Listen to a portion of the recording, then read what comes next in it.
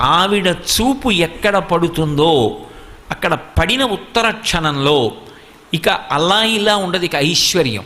అది ఉత్సాహం కానివ్వండి, సంతోషం కానివ్వండి, పూనిక కానివ్వండి, అక్కడ ఉండేటటువంటి సంపద కానివ్వండి, అవన్నీ కూడా అంత పుష్కళత్వాన్ని పొందుతాయి, అంత సంతోషంగా ఉంటుంది.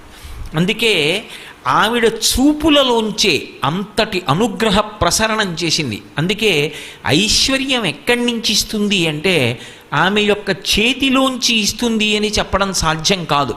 అందుకే లక్ష్మీ కటాక్షము అంటూ ఉంటారు.